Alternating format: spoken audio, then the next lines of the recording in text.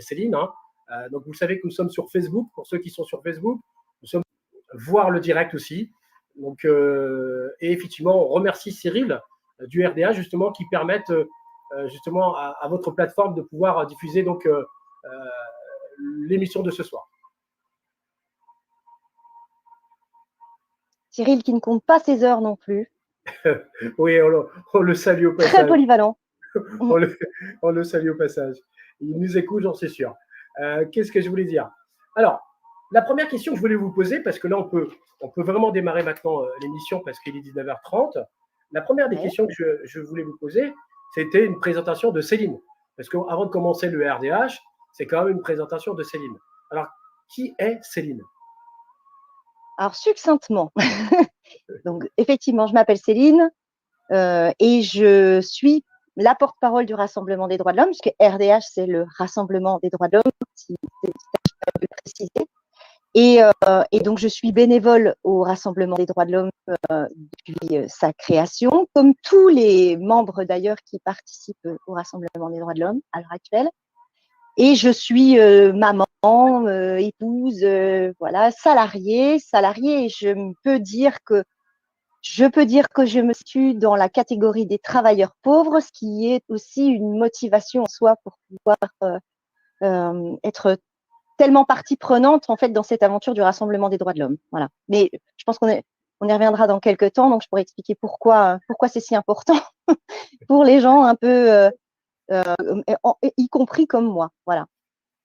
D'accord. Donc en fait, vous êtes bénévole dans ce gouvernement, parce qu'on peut rappeler il faut rappeler surtout que, si j'ai bien compris, hein, que le RDH est un mouvement gouvernemental, hein, donc au niveau international, mais aussi national pour la France.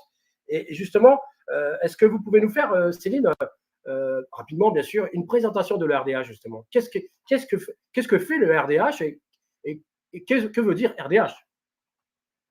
Alors, RDH, c'est Rassemblement des droits de l'homme. C'est vraiment quelque chose de très nouveau, j'imagine, je pense, pour les gens qui découvrent ce soir. Et c'est vrai que ça demande un certain temps, je pense, pour réaliser à quel point c'est la timbale pour les Français et pas seulement. Voilà. Donc, c'est déjà un mouvement humanitaire. C'est un véritable mouvement. Bien évidemment, pour avoir une portée suffisante, il a été déclaré en parti politique, une association, loi 1901, enfin voilà, tout bonnement. Mais vraiment, c'est sur la forme qu'il est déclaré en parti politique et que c'est un parti politique, parce que sur le fond, c'est vraiment un mouvement humanitaire. Mais au-delà d'un mouvement humanitaire, de par sa structure et de par ses soutiens, on peut dire aujourd'hui que le Rassemblement des droits de l'homme, c'est un gouvernement humanitaire. Et c'est une grande nuance. C'est la nuance en fait qui va nous différencier en fait vraiment de tous les autres partis, même citoyens, tout ce que vous connaissez à l'heure actuelle, parce que ça n'existe pas, ça n'existait pas, et ça nous donne à nous, de par ses soutiens et de par sa structure, une puissance incomparable en fait pour faire face c'est une machine d'État finalement qui peut faire face du coup à cette machine d'État que nous avons en face de nous, à savoir notre gouvernement. D'accord. Et justement, effectivement, aujourd'hui, on voit que ces élites, hein, on va dire ça comme ça, hein, ces gouvernements de fantômes, parce qu'on a entendu parler de gouvernements fantômes, d'élites mondialistes, etc. Justement, vous, en tant que gouvernement humanitaire, hein, dans un premier temps, mais aussi politique, comment vous allez justement pouvoir contrer justement ces gens-là? Parce que, avant de parler de Philippe Argillier, parce que je suis sûr que beaucoup de gens aimeraient savoir qui est Philippe Argillier, mais j'aimerais quand même vous poser cette question, Céline, mais qu'est-ce qu'elle peut faire justement le RDH? Comment elle pourrait contrer justement ces mouvements, ces partis politiques de l'ombre, comme vous disiez dans des vidéos que j'ai vues entre-temps, et surtout ces gouvernements fantômes, ces élites mondialistes? Comment vous, personnellement, vous pouvez expliquer à tous les téléspectateurs qui nous regardent ce soir, et je vous en remercie, comment vous allez expliquer justement comment vous allez pouvoir contrer ces gens-là?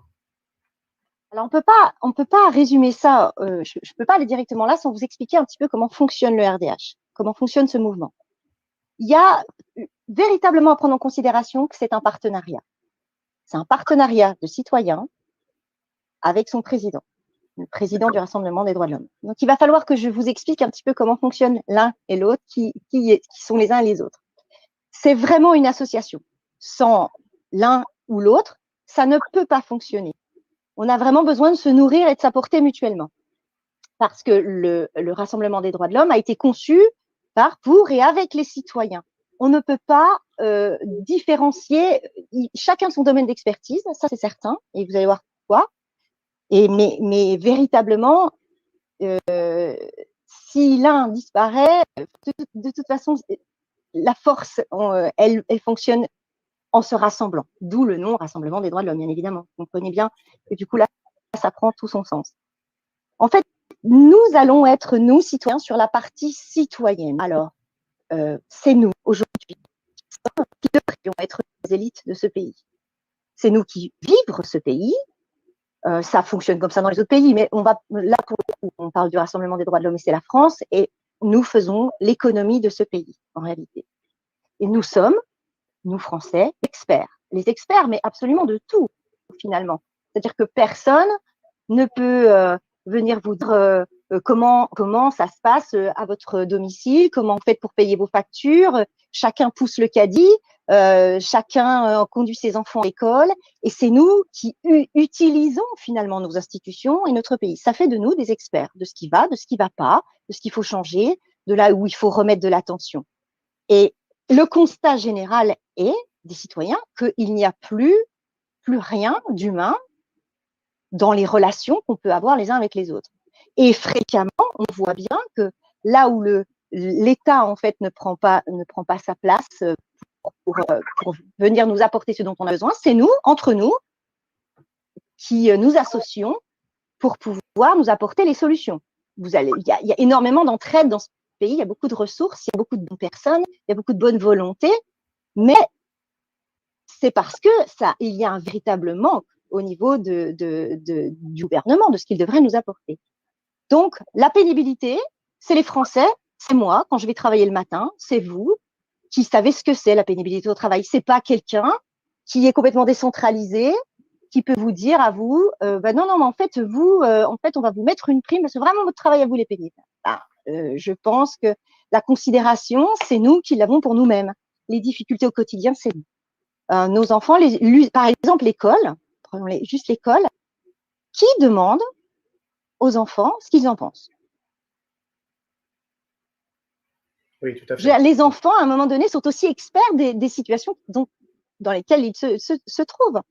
Alors, au Rassemblement des droits de l'homme, on a créé ce qu'on appelle une plateforme citoyenne sur laquelle les citoyens et les citoyennes françaises, y compris les adolescents, peuvent venir s'exprimer parce que c'est eux les experts. Alors, soit parce qu'ils sont professionnels, soit parce qu'ils sont usagers, mais quoi qu'il en soit, ils ont, eux, à dire là où ça ne va pas. Et c'est comme ça que le Rassemblement des droits de l'homme a créé en fait son partenariat avec les Français. C'est parce qu'il répond, mais totalement, à l'entièreté des revendications des Françaises et des Français, à commencer par celle des Gilets jaunes finalement, c'est-à-dire tout ce pouvoir d'achat qui nous est enlevé. Et puis maintenant s'ajoute, parce que peut-être à l'époque des Gilets jaunes, beaucoup de gens n'étaient pas concernés par ces problèmes de manque d'argent, de manque de moyens en tout cas, mais aujourd'hui, il y a aussi un manque de liberté, un manque d'écoute, une population en grande souffrance et qui ne s'arrête pas du tout à la France. Alors, je pense que je peux pas vous expliquer ce soir sur ce temps-là comment fonctionne la plateforme, parce que ça nécessite que je prenne encore davantage de temps et puis je pense qu'on a beaucoup d'autres choses à voir aussi. Je serais ravie d'ailleurs de pouvoir revenir à nouveau l'expliquer sans problème. Avec plaisir. Moi ou un autre membre du Rassemblement des droits de l'homme ou d'autres personnes avec moi, ça serait super. C'est un outil qui a été très bien pensé et sur lequel vous êtes invités, bien évidemment, à vous rendre. On pourra vous mettre les liens si vous le souhaitez. Voilà. Bien sûr. Et donc ça, c'est un premier pan en fait du Rassemblement des droits de l'homme.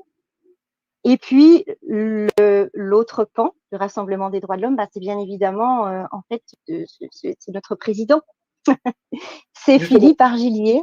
justement, j'allais en venir, parce que c'est vrai que moi-même, j'étais très, très surpris sur ce personnage, qui est donc Philippe Argillier, Ouais. en l'occurrence, qui, on ne l'a pas entendu parler dans les médias, entre guillemets, et la question que je me suis posée, mais comment se fait-il qu'un homme qui se revendique, comment dirais-je, euh, d'une association humanitaire mais gouvernementale, comment se fait-il qu'un homme comme lui, qui en plus est puissant parce qu'il a effectivement, ça on va y venir par la suite, des choses très intéressantes à dire là-dessus, comment se fait-il que ce personnage qui est Philippe Argillier, et d'ailleurs vous allez nous éclaircir qui est Philippe Argillier, mais comment se fait-il qu'il est autant censuré? C'est la question qu'on se pose aujourd'hui.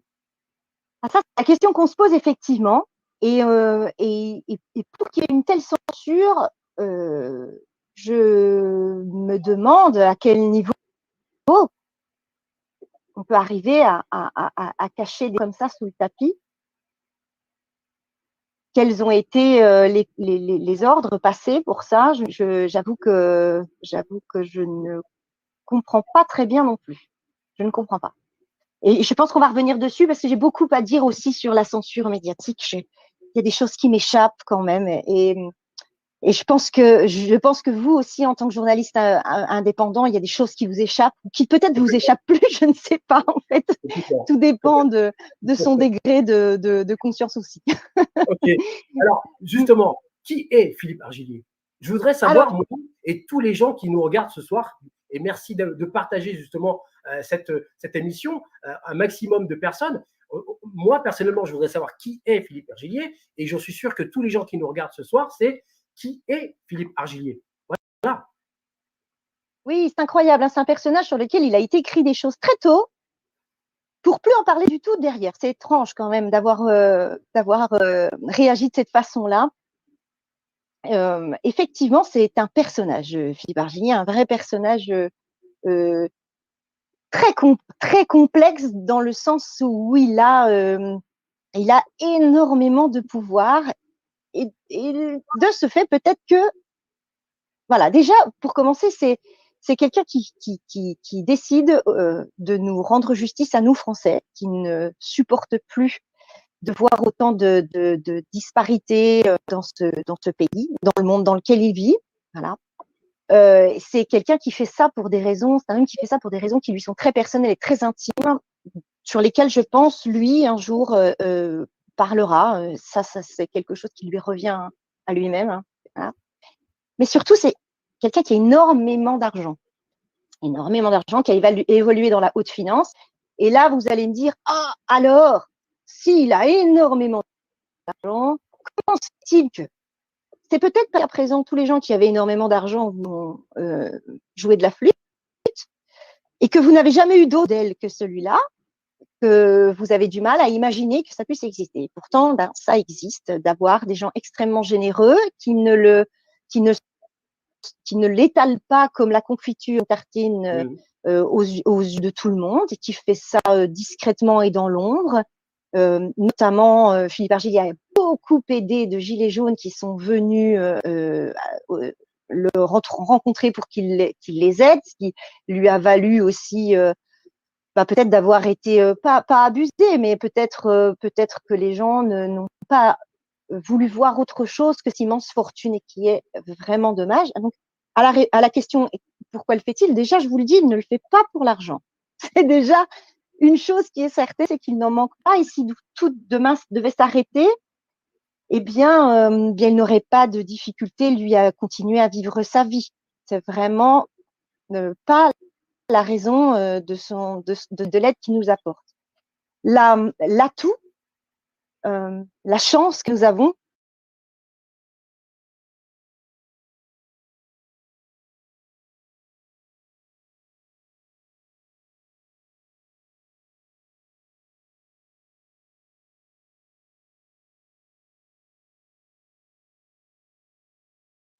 et qui fait que nous sommes si différents d'un autre mouvement citoyen comme il en existe beaucoup et qui sont tous très louables, hein, aucun problème, c'est que Philippe Argillier, il est surtout à la tête des 4 banques de données qui existent dans le monde.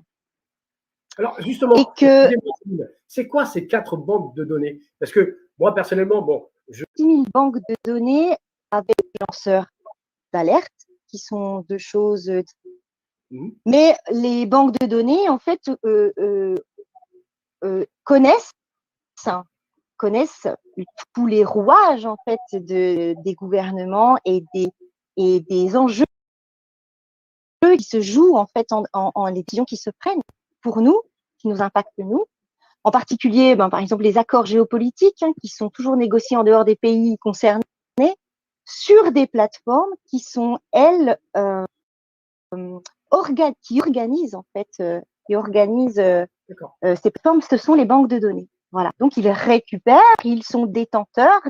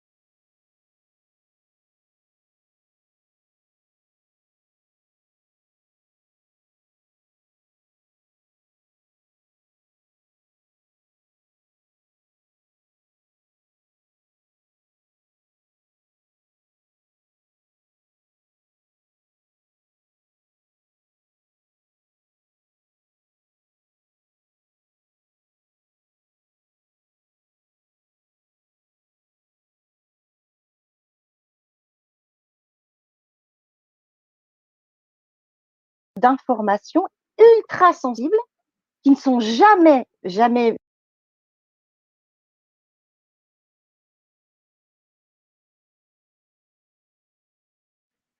ces banques de données, en fait, attention, ce ne sont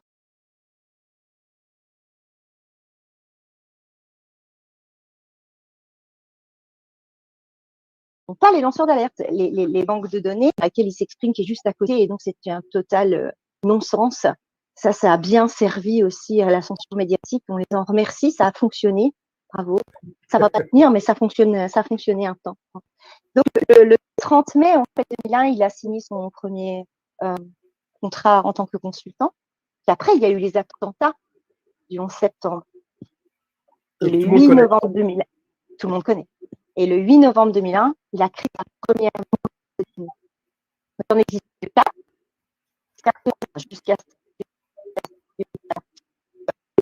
une banque de données. Il avait un droit de veto sur les 3 dernières. Et le 30 septembre 2021, il a racheté les 3 dernières. Voilà.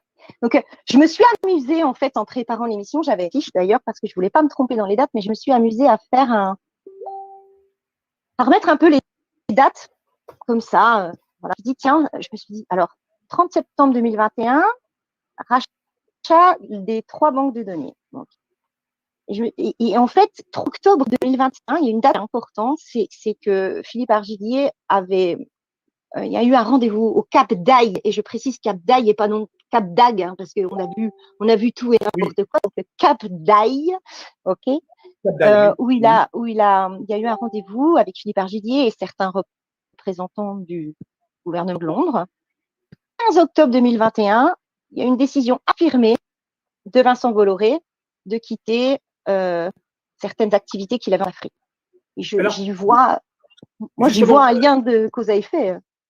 D'accord, Céline, mais justement, ok, peut-être qu'il y a un lien, mais qui c'est ce Vincent Bolloré? Parce que moi, bon, bien sûr, en tant que journaliste et lanceur d'alerte, je le connais. Enfin, je le connais. Je connais la biographie de Vincent Bolloré, mais aux yeux de tous les téléspectateurs qui nous regardent ce soir, qui est Vincent Bolloré? Est-ce que Philippe Argillier l'a rencontré aussi? Je ne peux pas vous dire s'il l'a rencontré, parce que évidemment que ce qui se passe dans les coulisses et pour des raisons de haute sécurité et de grande discrétion, les choses se font. Bien évidemment qu'on va que Philippe Argillier et Banque de données vont faire en sorte de nous apporter ce dont nous avons besoin et de mettre le plus possible d'informations pour que nous puissions comprendre ce qui se passe, ce que sont ces rouages. Mais évidemment que pour des raisons d'agenda, de stratégie et pour nous protéger aussi les uns les autres, il y a des choses que l'on ne sait pas. Je ne sais pas. Ce que je peux vous dire, c'est que Vincent Bolloré, c'est simple, vous regardez sur Internet, vous allez voir que c'est un industriel, un grand homme d'affaires français et qu'il a beaucoup d'activités dans le transport, notamment en Afrique, et qu'il est aussi quelqu'un qui possède des médias. Voilà. Par exemple. Et ça, c'est un des aspects, c'est une des personnes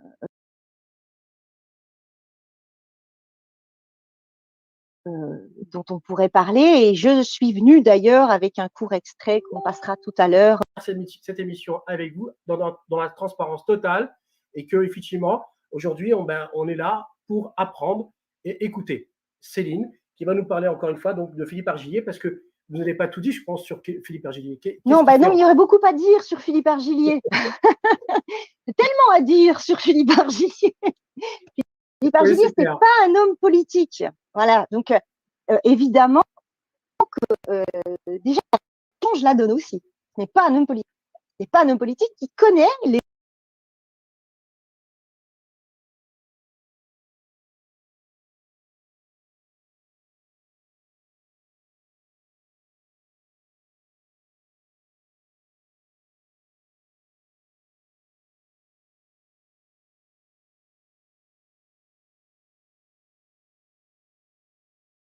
rouages des gouvernements dans les coulisses, ce qui est quand même un atout. On va pas chercher midi à 14h, ce que l'on veut, nous, c'est savoir, ce qui compte pour nous, c'est qu'on nous le rende. Okay, et ça se joue toujours à l'extérieur et jamais à l'endroit où ça se passe. Et c'est grâce aux banques de données, en fait, qu'on le sait ça et qu'on peut en prendre conscience. Donc, pour nous, ça va être un bénéfice énorme et c'est vraiment une chance. C'est pour ça que censurer le RDH, cacher aux Français l'existence du RDH, c'est une calamité. C'est une calamité. Moi, le terme est bien. Je trouve que c'est les banques de données, en l'occurrence, vous en avez beaucoup entendu parler, énormément entendu parler en réalité. Parce que quand je vous dis Panama Papers, je sais que ça résonne pour vous. Quand je vous dis LuxLeaks, quand je vous dis Pandora Papers, récemment, Pandora Papers, quand même. Et puis les courriels d'Hillary Clinton, ça a changé énormément de choses. La géopolitique est complètement bouleversée.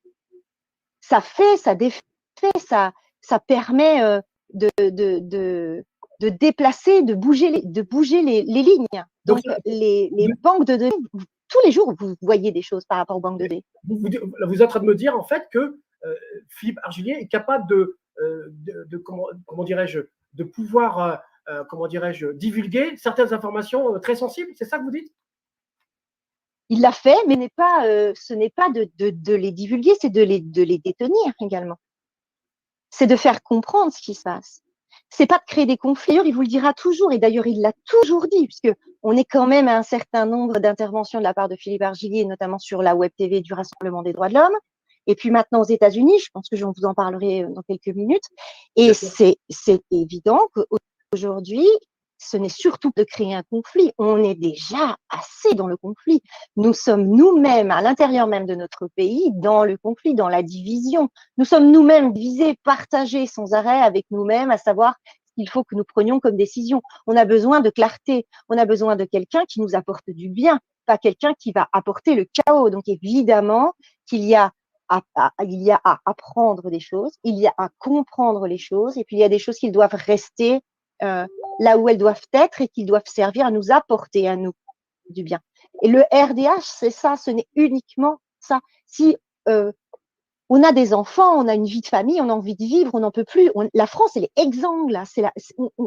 Jusqu'où on va aller? Jusqu'où va-t-on aller? Alors si aujourd'hui on a une solution totalement autre, quelque chose qu'on n'a jamais essayé, puisque tout ce qu'on essaye depuis des années, ça ne fonctionne pas, pourquoi on ne changerait pas?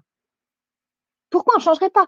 On nous dit, mais on ne sait pas d'où il vient. Mais Emmanuel Macron, vous saviez d'où il venait? Personne ne savait d'où il venait. On l'a mis là. Nous, on vient vous en parler, on vous laisse la possibilité de choisir. Philippe Argillier vous dira toujours qu'il ne veut pas être président de la République. mais il ne l'imposera pas. Puis ça ne sera pas un président de la République, lui. Hein. Ça sera un chef d'État. Ça, c'est quand même une autre dimension.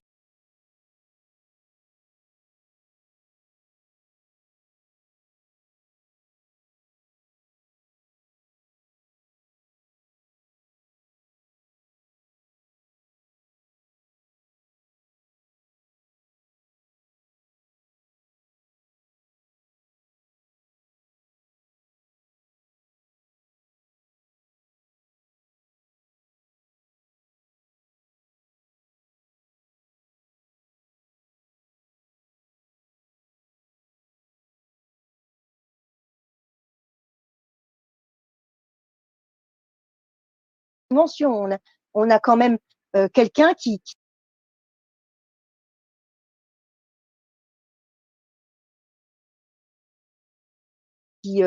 va nous guider.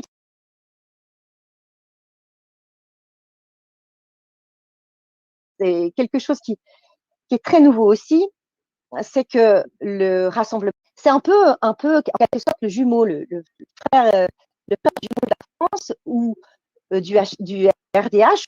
Nous montrons l'exemple en fait hein, sur notre plateforme. On a un site internet d'ailleurs à ce propos qui s'appelle le www. Je ne sais plus combien j'ai mis de W, mais il y en a 3. Le F.fr. Et donc, et vous allez voir que ce site est donc français pour le RDH, et puis il y a aussi le HRU. Jusqu'alors, il n'y avait pas véritablement une activité visible pour nous du HRU. Et puis, je dirais qu'il y a 6 mois, et bien, ces 6 derniers mois, Philippe Argillier s'est beaucoup tourné vers les États-Unis. Ben alors justement, énormément.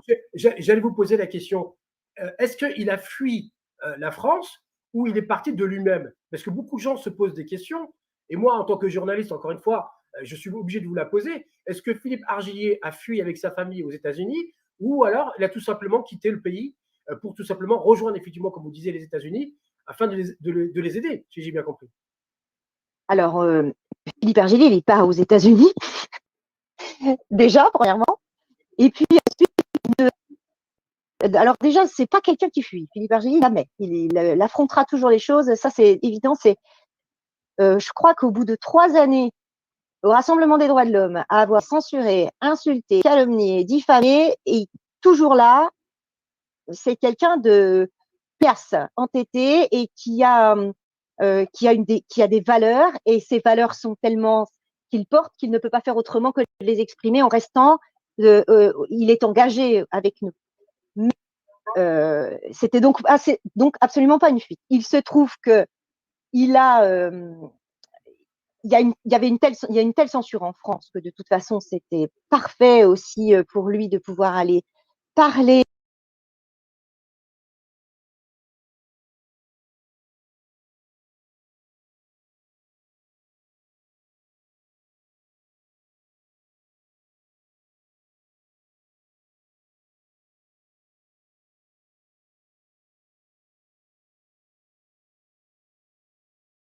aux États-Unis, et puis il se trouve que eux, aux États-Unis, tout Philippe Argillier, et qu'ils se sont dit banco. On a, nous, en France, besoin de réfléchir beaucoup avant de faire des choses qui sont souvent les mêmes et qui ne fonctionnent pas, hélas.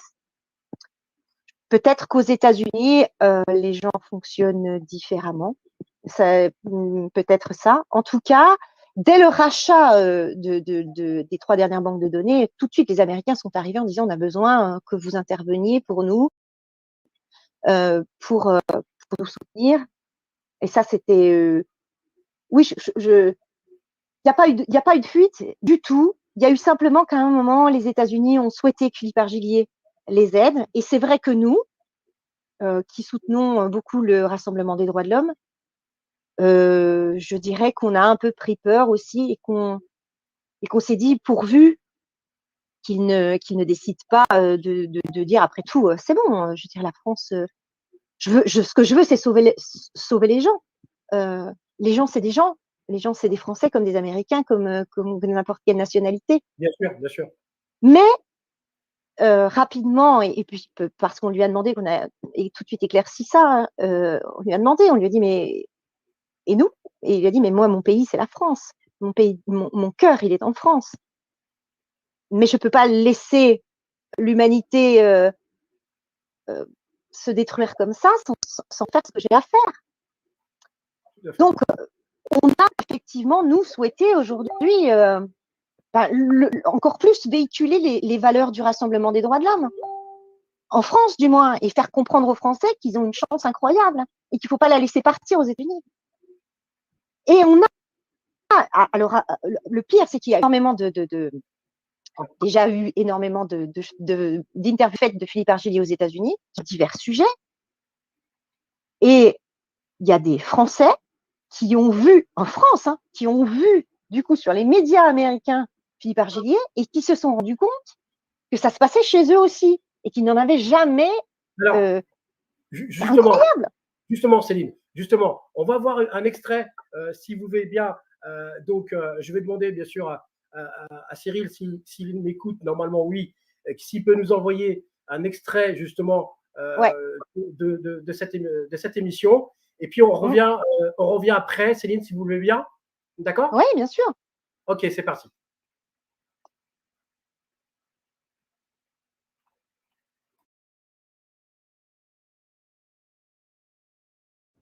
Yes.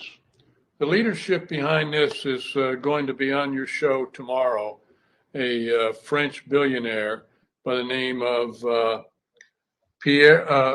Philippe Argier. That's my French pronunciation, Philippe Argier. And Maria Vax, he contacted her, but he was involved back in 2015, for instance, when people were planning the COVID-19. Who are the enemies? COVID-19 was a deliberate biological attack by the Chinese and partially funded by Dr. Fauci and CDC and other American groups that funded this.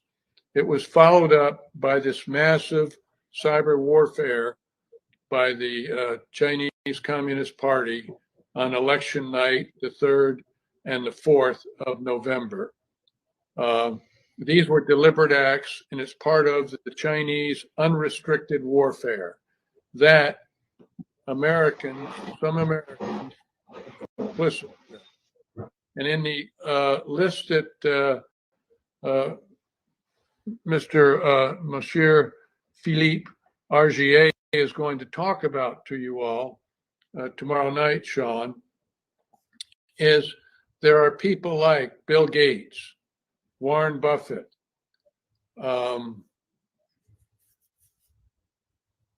the billionaire oligarchs. Billionaire oligarchs that have, for their own personal benefit, that have taken this. There are 38 of them, and they are the shadow government throughout the world. And they, in 2018, said that President Trump would not be reelected. And Philippe will talk about how important it is for he has what he calls 4 data banks. He bought 3 just recently, and he had one that has all this data. And it must be pointed out to the world how these people are making their money. Philippe will talk to you about it tomorrow night. I don't want to steal his thunder, but he is laying out where leadership is from. It's just not spontaneous. I believe that Obama is heavily involved, along with Clapper and Brennan and other people that were part of the Russian hoax. Clearly, President Xi of China is involved with it. And the desire is to make the United States a communist state. We have George Soros, for instance, the open borders. And that's why the flood is coming across the southern border in violation of our laws. And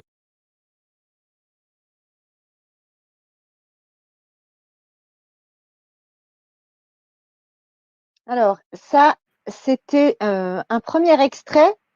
Il y en aura un second qui va suivre. Donc, déjà, je vais vous dire de qui il s'agit quand même. Bien sûr, C'est bien sûr. le général Thomas McInerney. Je suis désolée pour l'anglais. Pas de souci. C'est un général un général américain qui est à la retraite de l'armée de l'air des États-Unis, qui a été pilote D'accord. de chasse durant la guerre du Vietnam, hein, qui a servi dans l'OTAN notamment, et qui reste très très très très influent aux États-Unis, très écouté. Vous savez que les Américains, ils sont très aiment énormément leur Patriote. patrie, Patriote. ils sont très patriotes, très patriotes. Donc il a énormément d'influence. Et en fait, ça c'était suite à la première intervention de Philippe Argilier aux États-Unis. Donc, on n'en avait absolument pas connaissance à ce moment-là. Hein, et c'est arrivé comme ça, de son propre chef. Ce général est intervenu sur une émission. Donc, elle est de pas très bonne qualité. On n'a pas non plus la traduction. Elle date du 15 octobre 2021. Voilà.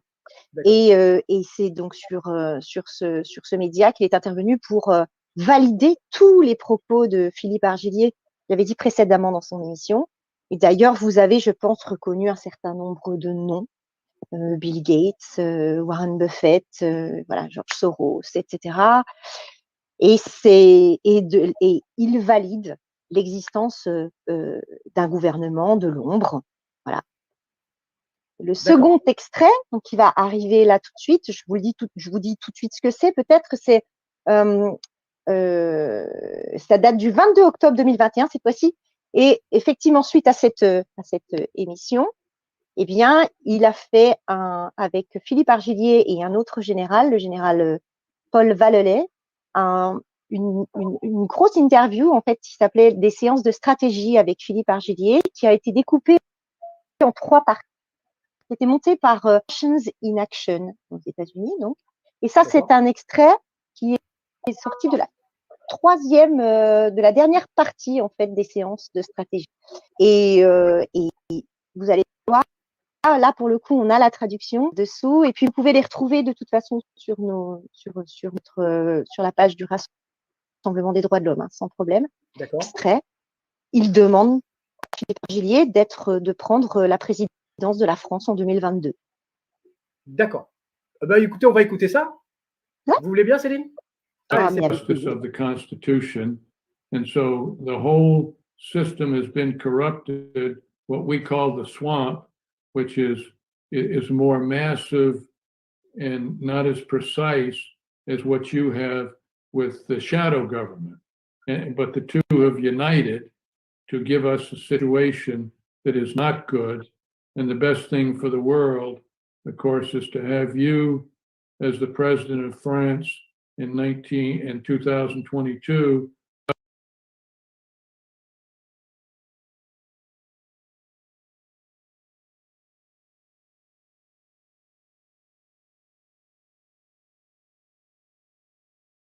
Donc, il y a un petit problème de calage de vidéo.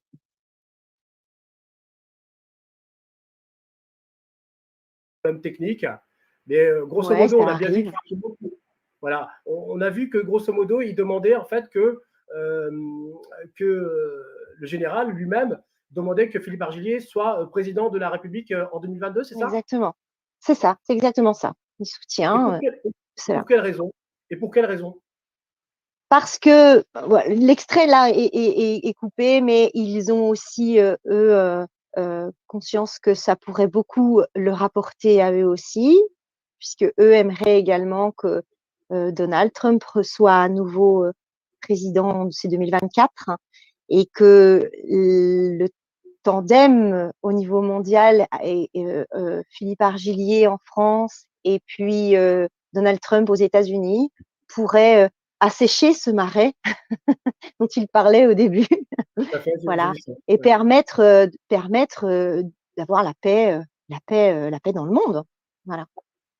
Et c'est un soutien immense parce que c'est quand même c'est l'armée américaine. Ça reste l'armée américaine. L'armée américaine qui pousse, c'est quand même fou. L'armée américaine qui, pour la première fois, se positionne, pousse presque à la candidature d'une personne dans un autre pays. C'est incroyable, incroyable. Mais c'est vraiment incroyable parce qu'effectivement, vous avez raison. Bon, après, bien sûr, tous les Français se posent pas mal de questions. Comment se fait-il qu'une armée américaine qui, on le sait tous, hein, c'est une armée très puissante hein, là-dessus, c'est indéniable. Et encore, bon, il y a la Russie aussi et la Chine, mais on va dire que, sincèrement, pour être honnête, l'Amérique, les États-Unis, donc, est un grand pays et a une armée très puissante. Comment se fait-il que la France, l'armée française, n'a pas pu rendre compte et surtout, comment dirais-je, contacter Philippe Argillier? Parce que c'est quand même un manquement au devoir pour l'armée française. Normalement, un homme aussi important que Philippe Argillier, qui a été contacté par l'armée américaine, si j'ai bien compris, parce que nous avons des vidéos et la preuve, on les a passées ensemble. Et d'ailleurs, j'invite tous les gens à aller voir le reste des vidéos sur RDH. Comment se fait-il que justement l'armée française n'a pas pu rendre compte et contacter Philippe Argillier pour sauver justement la France?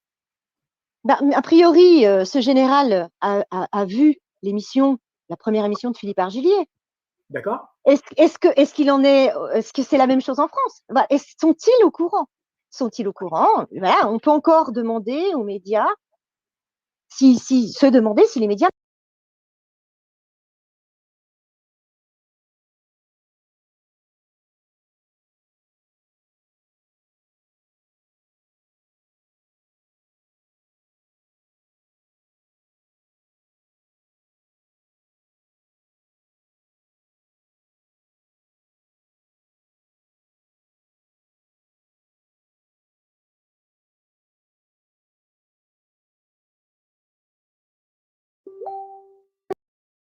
sont pas encore responsables de ça. Ouais, je veux pas charger.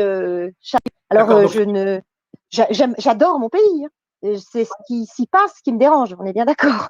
Tout à fait, tout à fait.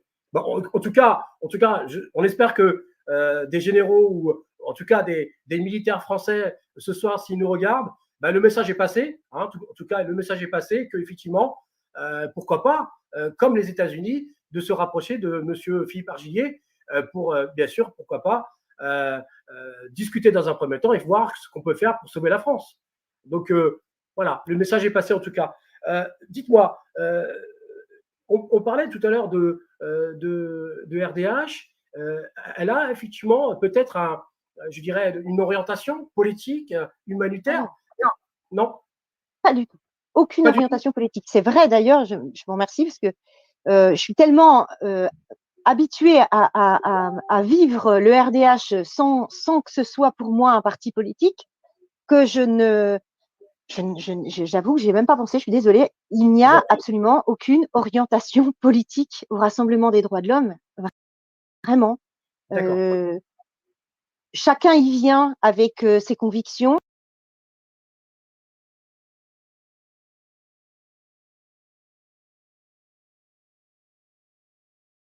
Le tout, c'est que chacun ait conscience qu'il a des valeurs, ça ne changera pas. Donc il n'y aura pas d'orientation politique, ça sera absolument apolitique. D'accord. Apartisan du moins. D'accord. Et justement, est-ce que vous pouvez nous rappeler rapidement, bien sûr, parce que c'est vrai que vous voyez, on est déjà à 46 minutes, ça avance très vite. Oui. Mais rapidement, un bref résumé justement sur ce que peut apporter justement le RDH. On a parlé effectivement des cahiers des charges éventuellement. Est-ce que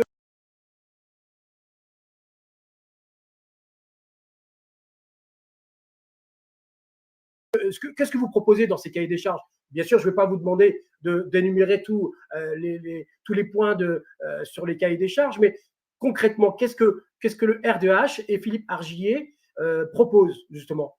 Bon, déjà, on est bien clair, tout est OK. C'est les citoyens, son président et le soutien des banques de données qui créent cette dynamique-là. Et aussi que tout est orienté vers les besoins des Françaises et des Français. Donc le cahier des charges, effectivement, c'est pas un programme politique du tout. Le programme politique, c'est ce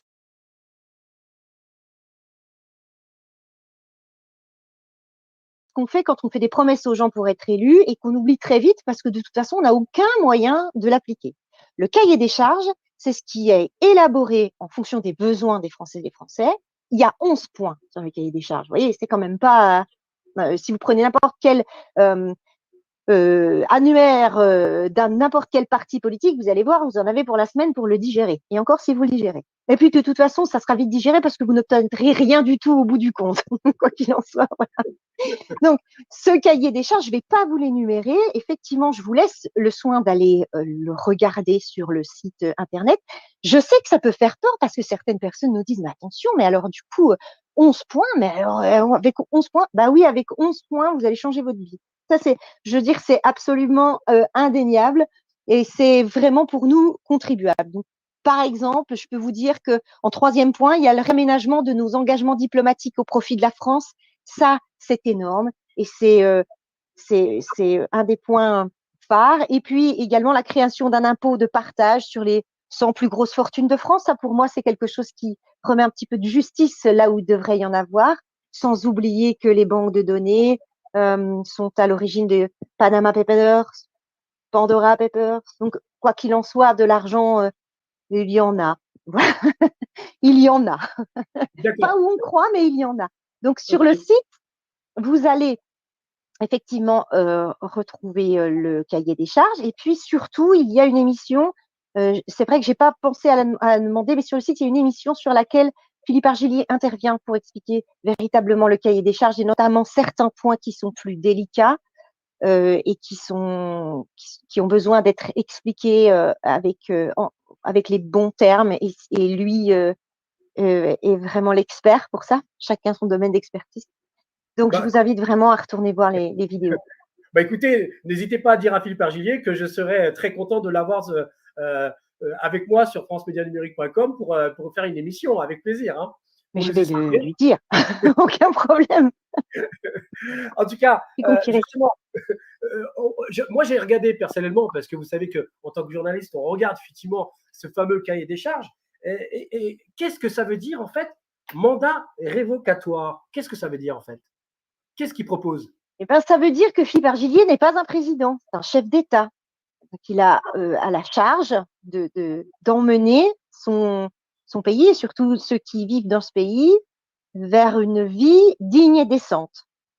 Donc, quand je vous dis que c'est pas des promesses politiques et que c'est bien un cahier des charges, c'est quelque chose qu'on applique dès lors qu'on prend place et qu'on prend possession du pays, eh bien, sous 36 mois, donc il a décidé de faire un mandat révocatoire, c'est-à-dire que sous 36 mois, il aurait pu faire sous 24, mais 36, c'est bien aussi, ça permet d'avoir une certaine marge de manœuvre. Il a 36 mois pour rendre aux Françaises et aux Français ce dont ils ont besoin pour vivre décemment. 36 mois, c'est court quand même, hein, et c'est bien. S'il le dit, c'est qu'il le peut. À l'issue des 36 mois, il y a un référendum. Et les Françaises et les Français voteront pour dire oui, non, vous avez tenu ou pas vos engagements. Donc, je vous le répète, que s'il prend le risque pour vous de dire qu'il fait un référendum à l'issue des 36 mois, c'est qu'il sait pertinemment que tout ça va être rendu aux Françaises et aux Français, tout ce qu'on leur doit en fait, va être rendu aux Françaises et aux Français en sous 36 mois. D'accord. Évidemment. Tout à fait. Mais justement, une question que je voudrais poser à vous, Céline, mais c'est vrai que j'aurais préféré que ce soit Philippe Argillier qui réponde à cette question, mais entre nous, avec, vous savez que j'ai francemédianumérique.com, je fais des articles et on s'aperçoit que la France est complètement à bout, elle est complètement morte, cette France. Comment il va faire pour la réanimer, justement, Philippe Argillier? Parce que, ok, je suis en accord avec vous, ok, je signe un contrat avec Philippe Argillier, ok, je suis d'accord pour réanimer la France. Qu'est-ce qu'il va faire pour animer la France? Qu'est-ce qui permet effectivement de dire qu'aujourd'hui, Philippe Argillier et le RDH va pouvoir justement réanimer la France? Alors, c'est grâce à nouveau à ces soutiens et à ces banques de données. Parce que je pense que si aujourd'hui, ce qui pourrait être formidable, moi j'adorerais voir ça, si Philippe Argillier aujourd'hui se trouvait sur un plateau de télévision, peu importe, et qu'on lui dise alors, monsieur Argillier, on va parler, il va vous dire, mais vous plaisantez ou quoi? On va parler de la France, mais il n'y a pas d'argent en France. L'argent n'est pas à cet endroit, on va pas prendre là où il n'y a pas. Je ne veux pas parler de ça, on va parler des vrais sujets, des vrais dossiers. Alors, justement, comment va-t-il faire? mais ça serait bien qu'on lui pose la question et qu'il puisse le dire. Mais alors, pour qu'il puisse le dire, effectivement, il faudrait qu'il puisse le dire à tous les Français. Donc, pour ça, il faudrait qu'il y ait certain courage journalistique d'un grand média mainstream pour pouvoir recevoir Philippe Argillier sur un plateau pour qu'il puisse à tout le monde expliquer comment il pourrait fonctionner, où se trouve cet argent, comment ça marche, tout ce que nous ne savons pas et tout ce qu'on nous fait croire. Parce que jusqu'à preuve du contraire, si on vous dit qu'on va vous baisser vos impôts, c'est qu'on va déculotter quelqu'un d'autre pour qu'il puisse les payer. Donc, comme on n'en est pas là et comme effectivement il y a un cahier des charges avec un mandat révocatoire à l'issue et que si, effectivement, si, et vraiment beaucoup de si, il n'y arrivait pas, c'est lui qui quitterait ses fonctions de chef d'État, je pense qu'il a réfléchi avant à comment ça devait fonctionner et il sait où se trouve cet argent. Voilà. D'accord. Donc, vous êtes en train de me dire qu'en fait, il n'y a plus d'argent en France, mais il sait où est l'argent des Français à l'étranger, c'est ça? Eh ben oui, exactement. Et ça fait partie des mesures du cahier des charges aussi. Donc, c'est pour ça que je vous invite tous à aller regarder le cahier des charges et puis surtout à reprendre au moins, si tant est qu'un média intègre souhaite le recevoir sur un média mainstream, mais sinon, au moins aller voir cette vidéo sur laquelle il détaille tous les points du cahier des charges. Et c'est vraiment, c'est important. D'accord. Donc, en quelque sorte, vous lancez un appel à un média mainstream qui est très connu. On ne va pas les citer, on n'est pas là pour ça. Mais en tout cas, l'appel est lancé.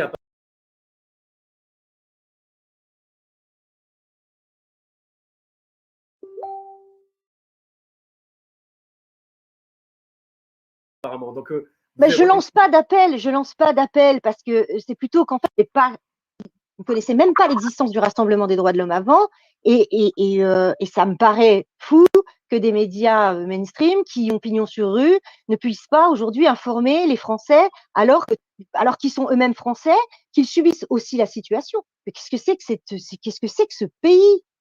Qu'est-ce que c'est que ce pays où il y a une telle censure, où il faut quoi? Montrer patte blanche pour aller sur un média?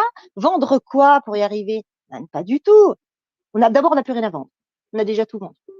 On nous a déjà tout pris.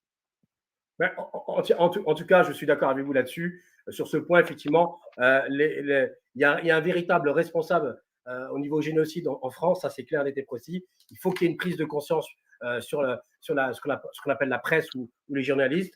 Et bien sûr, c'est clair, net et précis, il y a un crime contre les Français, hein, ça c'est sûr et certain, sur la censure. Ça c'est clair, net et précis. Il y a réellement, effectivement, là-dessus, je suis d'accord avec vous, il y a un crime contre les Français sur la censure. Et ça, je le dis très clairement, et c'est moi qui le dis, c'est pas Philippe Argillier, c'est pas vous, Céline, qui le dites, c'est moi qui le dis, et je le dis très franco, je suis très franco dans mes propos, et je dirais même que je vais rajouter certainement peut-être des propos peut-être qui vont être désagréables, mais il est temps quand même que les journalistes commencent à se réveiller, à prendre une prise de conscience pour sauver le peuple de France, parce qu'il est temps que ces journalistes arrêtent de censurer et de dire des bêtises à longueur de journée sur le Covid-19, bien sûr, mais sur tout le reste, bien sûr, sur la vaccination. On nous cache des effets secondaires sur la vaccination, et aujourd'hui, maintenant, on va nous emmener à faire la vaccination pour nos enfants, et ça, c'est très, très grave. Et je pense qu'effectivement, ils ont tous une part de responsabilité, et demain, c'est clair, net et précis, ils auront des comptes à rendre, parce qu'aujourd'hui, certes, ils ont forcément, peut-être pour la plupart, peur, ou peut-être parce qu'on les a bâillonnés, mais à un moment donné, il faut prendre son courage à deux pieds, à deux mains, c'est clair, net et précis, parce qu'ils vont mettre debout qu'être à genoux, et surtout prendre une conscience de sincérité, mais aussi comment dirais-je, de résistance, parce qu'il est temps quand même de pouvoir redire aux Français la vérité, et uniquement la vérité, c'est-à-dire retrouver le vrai journalisme d'avant et d'antan. Donc voilà, ça c'était mon petit coup de gueule, excusez-moi Céline, mais ça c'était pour moi, pour francemédianumérique.com. Dites-moi. C'est bien, il faut. C'est normal. Toute personne un peu consciente de ce qui se passe et ayant une autre version que celle dont on nous gave sur les médias mainstream à l'heure actuelle, je pense à cette réaction saine que vous venez d'avoir. Tout à fait. Et tout à fait. C'est vrai que si tous les journalistes, je dis tous les journalistes, hein, on est bien d'accord, hein, tous les journalistes confondus, s'ils mettaient, je dirais, plus de conviction et surtout de patriotisme, je vous assure que ça changerait pas mal de choses et on dirait aux Français la vérité, d'arrêter la vaccination parce qu'actuellement, il y a énormément d'effets secondaires. Et d'ailleurs, je ferai une émission très vite, très bientôt, je le ferai plus tard, sur justement les effets secondaires. On me l'a demandé de le faire, donc je le ferai. Mais c'est clair que voilà, il est temps que les journalistes se réveillent, il est temps qu'ils prennent une position, soit celle du côté du peuple, soit celle du côté des élites. C'est à eux de prendre les décisions. Mais par contre, une décision de lourdes conséquences parce que demain, ils devront tous des comptes, quoi qu'il arrive. Voilà. Une question, Céline, on va passer à autre chose. Dites-moi, après ce mandat donc révocatoire que vous avez expliqué avec les cahiers des charges, Oui. comment on peut adhérer justement à l'RDH? Parce que je suppose qu'on peut adhérer. Mais on ne peut pas, on doit. Il n'y a pas d'autre solution que le RDH. Là. Non, mais c'est vrai que, étant donné qu'on est et je suis très contente d'ailleurs, j'y pense, de pouvoir vous dire ça. Effectivement, comme toutes les associations, tous les partis, là, effectivement, on est soumis à la loi et on vit de dons et on vit d'adhésion. Donc, vous pouvez adhérer sans aucun problème au Rassemblement des droits de l'homme en passant par le site internet. Donc, il y a un onglet adhérer auquel vous pouvez aller. Et puis surtout, on nous a beaucoup dit, mais enfin, vous savez, je ne sais pas si vous savez, mais sur ces émissions américaines, on a fait des traductions et on a eu parfois des difficultés pour pouvoir trouver des traducteurs. On a énormément agrandi parce qu'on a beaucoup de bénévoles qui viennent nous aider et on a monté une super équipe de traducteurs qui sont vraiment extra et très réactifs. Bon, mais en attendant, on a eu droit évidemment à des petites réflexions sympathiques nous disant mais comment se fait-il que M. Argilier, qui est si riche, ne peut pas se payer une équipe de traducteurs, évidemment. Alors, sachez qu'il y a des lois en France et auxquelles on ne déroge pas. Donc, il ne peut pas financer le Rassemblement des droits de l'homme. Ça, il l'aurait fait avec plaisir, mais il ne peut pas. Et donc, nous, en plus, nous bénévoles, au Rassemblement des droits de l'homme, on n'y tient pas non plus parce que on ne quémande pas. Alors effectivement, il a énormément avancé, aidé. Il a aidé énormément de gilets jaunes aussi. Mais aujourd'hui, eh bien, on va faire comme tout le monde après tout pour ça. Sur ça, on va faire comme tout le monde parce qu'on doit s'accommoder de la loi pour le moment. C'est comme ça. Donc, effectivement, il faut adhérer. On a besoin effectivement d'adhésion. C'est comme ça aussi que ça rend le Rassemblement des droits de l'homme visible. Il y a également le fait de participer sur la plateforme citoyenne dont je vous ai parlé au tout début. Donc, il s'organise aussi en région. Donc, sur ça, je peux vraiment revenir et en parler. Vous apporter que ce soit vos témoignages ou vous décidez de créer des groupes de travail, parce qu'il y a la France de maintenant, mais il y aura la France d'après. Et si on est un peu sensé, eh bien, on va s'occuper de la créer comme on la souhaite tout de suite. On va gagner du temps. On n'a pas de temps à perdre. On en a déjà assez perdu comme ça. Hein. Donc, on va éviter de vous en faire perdre à nouveau. Et puis, surtout, je vous invite à venir nous retrouver, moi, le 20 novembre à Paris, parce qu'on a souhaité créer un énorme rassemblement à Paris. Donc, je ne vous donne pas l'adresse exacte, je vous donne juste la date. Donc, nous, on sera sur Paris donc le 20 novembre pour un rassemblement de nos valeurs, rassemblement pour pouvoir montrer un petit peu à la presse qu'on existe, qu'on est là, qu'on leur demande pas leur avis pour exister, bien qu'ils n'aient pas envie qu'on soit présent. Hein. Donc, on va se faire entendre. Et puis aussi parce qu'on avait vraiment à cœur de montrer aussi aux États-Unis que nous, on était dans ce combat-là et qu'on ne souhaitait pas que Philippe Argilier s'exporte trop aux États-Unis et qu'on veut bien le partager. Voilà. C'est clair. Et puis enfin pour lui dire que nous, on aimerait qu'il prenne la tête du pays en 2022. D'accord. Donc, que pour nous, c'est important. D'accord. Donc l'appel du 20 novembre, c'est non seulement pour se faire bien sûr entendre par les médias et autres, bien sûr, parce que comme vous disiez tout à l'heure, Céline, vous n'êtes pas là pour, comme on dit, commander ou quémander ou mendier si vous voulez. On va dire plutôt mendier pour rester français. Mais il est clair que cette date, c'est lui qui l'a choisie, c'est vous qui l'avez choisie. Pourquoi le 20 novembre? Pourquoi pas une date? Parce qu'il y a des échéances qui doivent arriver, que c'est une date aussi anniversaire, notamment pour les Gilets jaunes, parce qu'il ne faut pas se leurrer.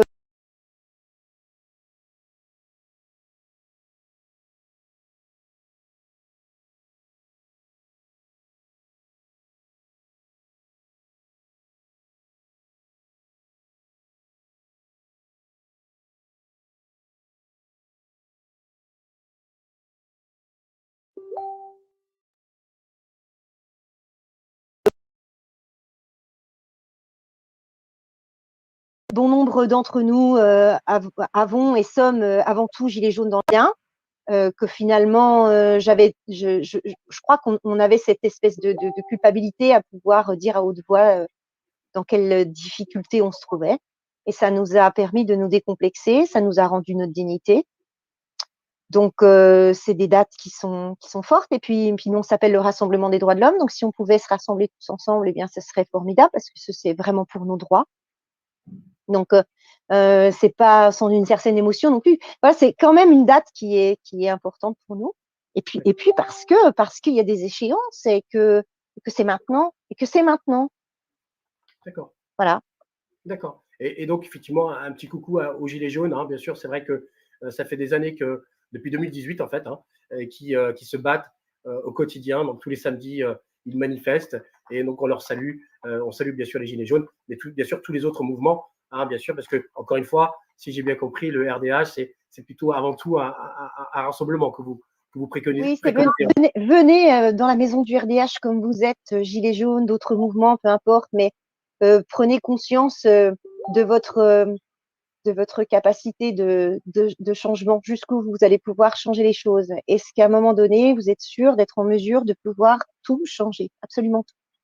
Et si c'est pas le cas, si vous en êtes convaincu, comme nous on en est convaincus, sans quoi on serait peut-être aussi encore Gilets jaunes ou dans ces mouvements-là, eh bien alors rejoignez le Rassemblement des droits de l'homme. Gardez vos étiquettes, restez qui vous êtes, mais faites-le pour nous, parce que moi je le fais autant pour eux que je le fais pour moi. Et c'est déjà scandaleux d'avoir été censuré. Donc aujourd'hui, il faut pouvoir le partager, l'exporter, le Rassemblement des droits de l'homme, le plus possible. Bien sûr, bien sûr. Ok. Bon, en tout cas, le message est passé et qu'effectivement, donc le RDH est là pour rassembler et non pas pour diviser, parce qu'on sait pertinemment, ça c'est ma touche personnelle, Céline, on sait que pertinemment que quels que soient les partis politiques qui sont représentés par les élites, c'est pour recommencer le même scénario, c'est-à-dire tout pour les élites et rien pour le peuple. Et donc, je pense que maintenant, de plus en plus de Français l'ont très bien compris qu'il faudra donc forcément tourner la page. Et pour cela, effectivement, le RDH propose, en tout cas, le RDH propose effectivement un rassemblement et de sauver la France. Si j'ai bien compris. Exactement. Voilà. Exactement.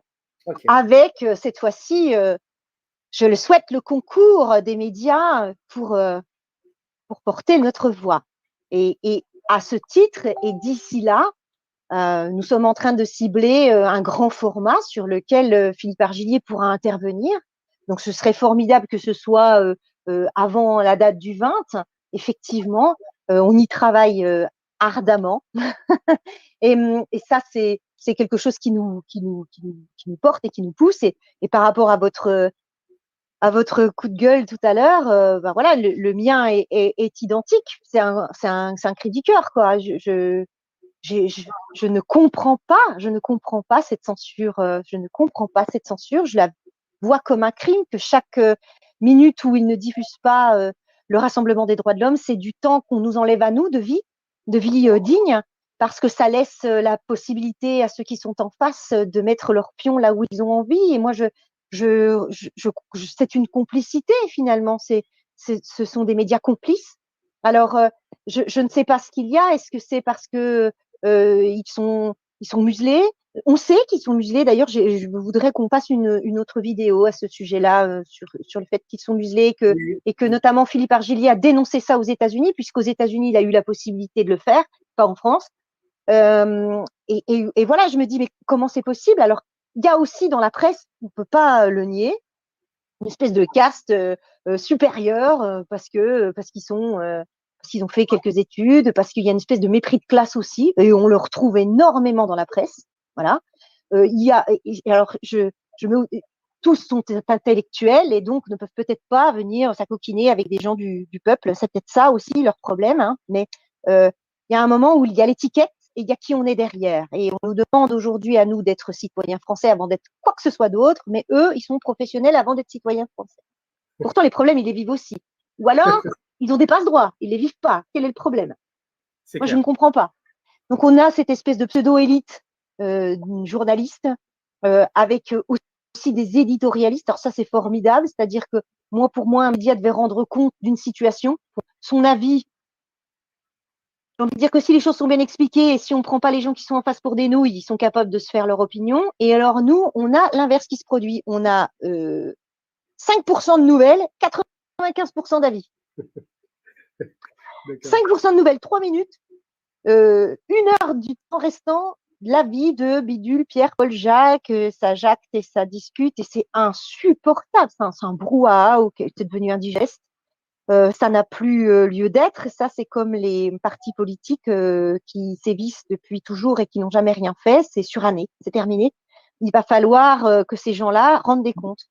Et il se trouve que là, pour le coup, Philippe Argélier, lui, il n'en a pas peur malgré tout. Et il s'attaque. Quand je dis qu'il s'attaque, c'est qu'il s'oppose en tout cas à ça. Alors, il y a ces journalistes qui sont sans doute trop bien pour aller, je ne sais pas, frapper à la porte pour prendre des nouvelles, comprendre, voilà. Et puis, il y a aussi sans doute des gens qui sont muselés. Sans doute des gens qui sont muselés et auxquels le Rassemblement des droits de l'homme propose de venir et de protéger et de rassembler aussi sous le même toit, parce qu'après tout, ça les concerne, et de perdre un peu cette étiquette de journaliste et d'être aussi soutien parce que citoyen finalement, et de venir faire leur travail. On sait que certains détenteurs de médias musellent leurs journalistes, hein. Là, pour le coup, Vincent Bolloré en est un exemple. Où il y a eu un reportage récemment où effectivement ces journalistes disaient mais on est en procès depuis 10 ans avec Vincent Bolloré parce qu'on peut pas parler, parce qu'on ne peut rien dire. Il faut aller dans suivre les dogmes de Vincent Bolloré. Bon, d'accord. Okay. Justement, on va regarder justement un extrait de Vincent Bolloré avec, si j'ai bien compris, avec Philippe Argélier, et on revient tout de suite après, si vous voulez bien, d'accord? Oui, d'accord, avec plaisir. A mission that is actually linked directly to the safety of human beings. We no longer speak about politics or economic. This is directly a question of life and death. And I'm actually saying this in the most peaceful way that I can, even though it is war, big time war. And I want to say something, and then I will go on Eric Zemmour, that is actually the candidate that Bolloré has been financing in France out of nowhere, and I'll tell you why. Bolloré has literally took in hostage numerous French journalists.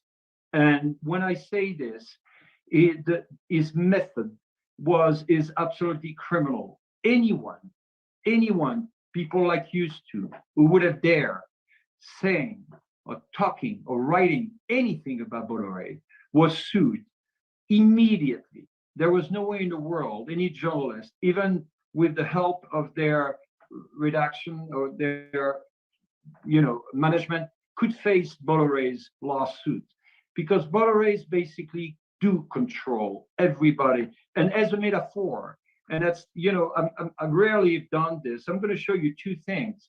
Bolloré has taken the hands of journalists and literally handcuffed them in order for them not to be able to write anymore. And Bolloré has put a tape on their mouth, not to be able to say anything about his activities. And this is no longer possible. And Vincent Bolloré, I'm sure you're going to hear this message, and I don't care whatever you're going to do. You want to attack in defamation, I welcome you to do so. But I'm going to tell you one thing, Mr. Bolloré, your time is running out. You cannot any longer have control over the people like you do. You cannot any longer threaten the lives of French people at this moment via financing Eric Zemmour. So I want you to double think about the next step you'll be taken, because I am not a journalist. I am Philippe Argillier. I own the 4 data banks in the world. I may have more means than you do, and you know, Mr. Bolloré. So this moment, think twice about your next move, particularly when it comes to the safety of the people of the world.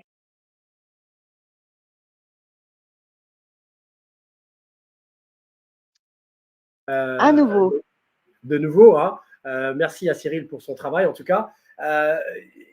En gros, bon, j'ai compris, hein, en gros, il dit que les journalistes sont bâillonnés, hein, on a vu les menottes, donc ils sont menottés. Pour ceux qui parlent trop, ils sont menottés, donc ils vont en prison. Et puis pour ceux qui parlent trop, on les bâillonne. Concrètement, bon, on a vu les menottes. Je pense que tout le monde l'a compris, hein, qu'effectivement, le journalisme français est bien corrompu, malheureusement. Concrètement, qu'est-ce qu'on peut faire justement à ça? Quelles sont les solutions? Parce que, certes, nous, lanceurs d'alerte et journalistes, on n'arrête pas effectivement d'informer les gens, comme francemédianumérique.com et d'autres, hein, bien sûr. On n'est pas là pour les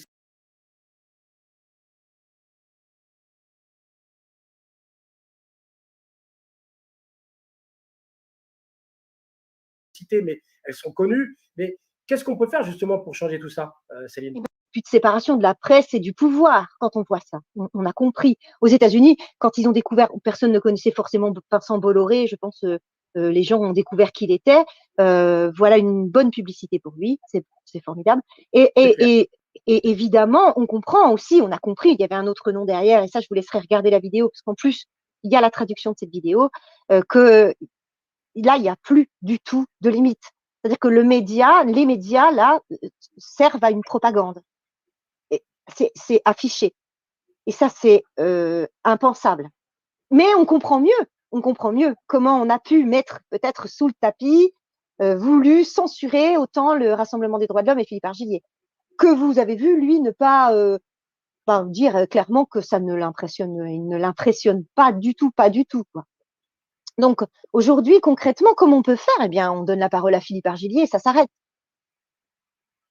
On donne la parole à Philippe Argillier, ça s'arrête. La presse, c'est organiser c'est un crime contre la France. C'est un génocide organisé contre la France.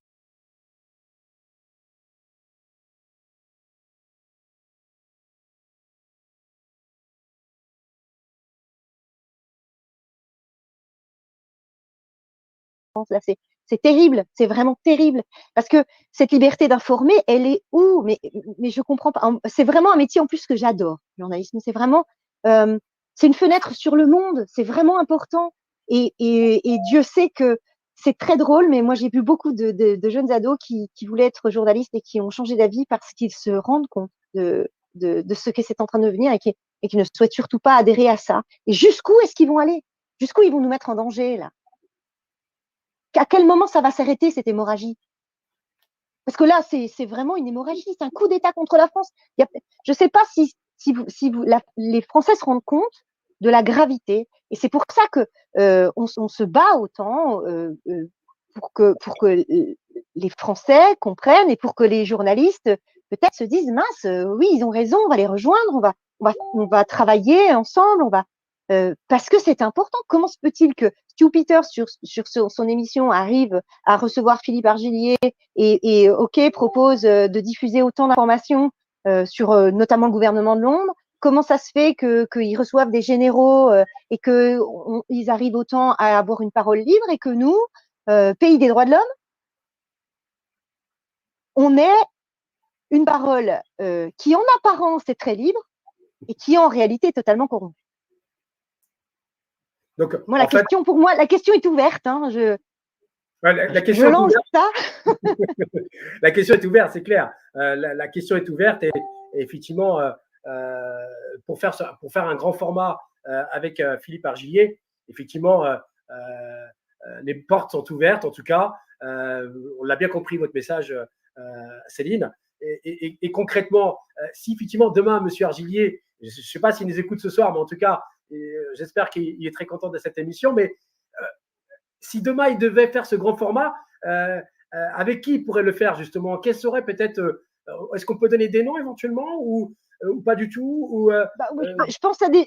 Alors pour moi, comme ça, si on me demande, alors déjà le jour où il fait ça c'est un peu ridicule, mais c'est pour donner un peu de note d'humour et puis pour que vous preniez vraiment conscience de ce que ça peut être. Sortez les pop-corn ce jour-là, vraiment, installez-vous confortablement et sortez les pop-corn, détendez-vous. Et puis en face, à l'heure actuelle, comme ça, je vois des journaux, je vois pas BFM là pour le coup. Non, mais peut-être que du coup, ils vont avoir un soubresaut de. Bon, en tout cas, moi, je lance l'appel Bon, personnellement. Moi, je lance sais pas. l'appel. Je lance l'appel personnellement au nom de francemédianumérique.com. Mes collègues de RT France, ils me connaissent, hein, ils le savent, ils me suivent aussi, je les suis. François, François peut-être, aussi, oui. qui me suivent aussi, je les suis aussi. Voilà. Et puis d'autres lanceurs d'alerte, on ne va pas les citer, on n'est pas là pour ça. Mais en tout cas, voilà, j'espère que mes amis collègues qui travaillent, qui font en tout cas un travail remarquable pour la plupart, pas tous bien sûr, ça on le sait, on en a parlé tout à l'heure, mais en tout cas, ça c'est mon message personnel. J'espère qu'ils l'ont reçu et entendu et qu'il peut se rapprocher de moi s'ils le veulent, ou de bien sûr de RDH, parce que vous avez vous aussi votre plateforme donc pour tout simplement répondre à toutes les questions. Est-ce que vous voulez dire un dernier mot, Céline, avant de se quitter? Oui, quoi qu'il en soit, là, cette rétention d'informations, c'est comme une rétention d'eau, comme une digue en fait, hein. Sachez que les chiffres que nous avons reçus sur les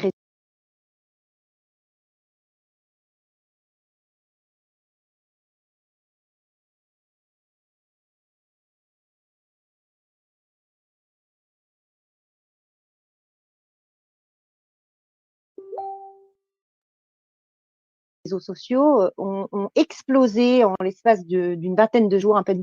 Ce serait la honte aussi pour nous. Et on n'a pas besoin de ça en plus, voilà. Mais sachez que il arrive, et là ça arrivera, que les digues, elles cèdent. Et qu'on n'arrête pas une idée dont l'heure est venue. Et que les adhésions des Français au Rassemblement des droits de l'homme, qui petit à petit finalement finissent par nous découvrir, soit au travers de ces émissions-là, soit par celles qui ont été faites aux États-Unis, puisque donc les Français découvrent Philippe Argélier par les émissions qui sont aux États-Unis, c'est de plus en plus grandissant. Donc il arrive un moment où les choses doivent céder, sauf que nous, en attendant, nous souffrons. Donc moins on souffre, mieux c'est, je trouve. On a déjà assez souffert comme ça. On a déjà perdu assez de temps comme ça. Je pense qu'on n'en serait pas dans la situation dans laquelle on est si on avait pu faire entendre la voix et le visage, faire connaître ce visage aux Français depuis belle lurette. Voilà. C'est ce que je voulais rajouter. Et je pense que c'est à nous, cette fois-ci aussi, d'être suffisamment souverains pour dire nous sommes les élites de ce pays et c'est nous qui décidons de ce que nous voulons. Et si on décide que Philippe Argélier doit être entendu et vu, ce ne sont pas les médias qui doivent en décider puisque c'est nous qui le souhaitons. Et que c'est nous qui faisons vivre les médias et pas l'inverse. Tout à fait, effectivement, avec nos impôts, je suis tout à fait d'accord avec vous. Donc, pour résumer, en gros, le RDH, hein, je parle donc au nom du RDH, donc c'est un crime contre les Français de censurer, effectivement. Donc, complètement. Voilà. Pour vous, c'est ça? Oui, complètement. D'accord. Complètement. Après, les Français sont assez grands et libres de choisir. C'est pas la peine de cacher. Quand on cache, c'est qu'on a, peut-être se disent-ils, oh zut, ils vont trop aimer le Rassemblement des droits de l'homme. C'est ça le souci. Laissez-les choisir. Pourquoi les laissent-ils pas choisir? C'est qu'il y a quelque chose à cacher, donc c'est que vous ne voulez pas. Ils ne souhaitent pas. Voilà.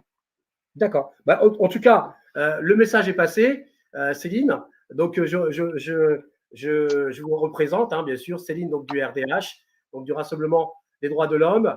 Merci d'avoir accepté donc à mon invitation. En tout cas, faites passer le message à Philippe Argélier, tous mes amitiés à Philippe Argélier, qui serait bien sûr mon premier invité, avec plaisir. Je vais lui dire, mais je pense qu'il le regarde. Si son agenda lui a permis ce soir, normalement, il doit regarder l'émission. Je ne sais pas, mais de toute façon, il la regardera et je lui ferai passer le message.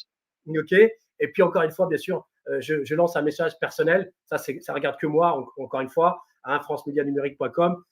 Je lance cet appel tout simplement, effectivement, de se rapprocher de moi, de francemédianumérique.com ou pourquoi pas, effectivement, du RDH pour plus d'informations. Et pour ceux qui veulent adhérer, n'hésitez pas sur Facebook, si mes souvenirs sont bons. Donc, vous avez la page Facebook du RDH à laquelle vous pouvez bien sûr adhérer. Et pour ceux qui veulent s'informer et s'instruire encore plus sur les cahiers des charges que propose le RDH et Philippe Argillier, son président, donc forcément, ils y sont, il n'y a pas de souci là-dessus. Et puis, vous avez votre plateforme à laquelle, effectivement, vous pouvez répondre à toutes les questions par téléphone, si j'ai bien compris, et par email, si j'ai bien compris. C'est ça. Vous pouvez nous joindre par email au service communication@lerdh.fr. Et pour adhérer, ça sera via le site internet. Pour la plateforme, ce sera effectivement via les réseaux sociaux. D'accord. Super. Merci beaucoup, Céline. Merci à vous pour l'accueil. Merci beaucoup pour cet accueil. Écoutez, je vous ai invité. J'aurais fait ça avec n'importe quel mouvement. Aujourd'hui, c'est vous. Demain, ça sera peut-être quelqu'un d'autre. Mais en tout cas, ça me fait plaisir de vous avoir invité. Vous êtes très agréable. Et je vous souhaite donc bonne chance, en tout cas, pour la suite. Et encore une fois, merci à toutes, bien sûr, les personnes qui nous ont suivis ce soir. N'hésitez pas, encore une fois, bien sûr, à partager cette vidéo parce que l'objectif, effectivement, c'est un objectif commun.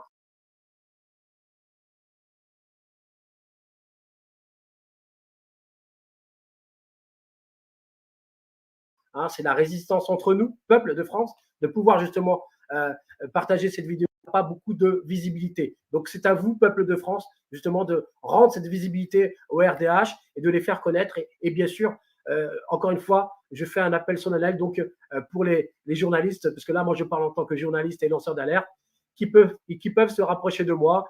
On peut tout simplement prendre des décisions ensemble et pourquoi pas ensemble faire un grand format avec Philippe Argillier. Voilà. En tout cas, merci Céline. Je vous souhaite une bonne soirée. Merci à vous. À vous aussi. Et je vous souhaite une bonne soirée à toutes et à tous, à ceux qui nous regardent. Et je vous dis à très vite. Et n'oubliez pas, partagez, adhérez. Et aussi adhérez, bien sûr, à francemédianumérique.com. N'hésitez pas, c'est gratuit. Voilà. Merci bonne beaucoup soirée. d'avoir été présent. Merci à tous. Merci Céline. Au revoir.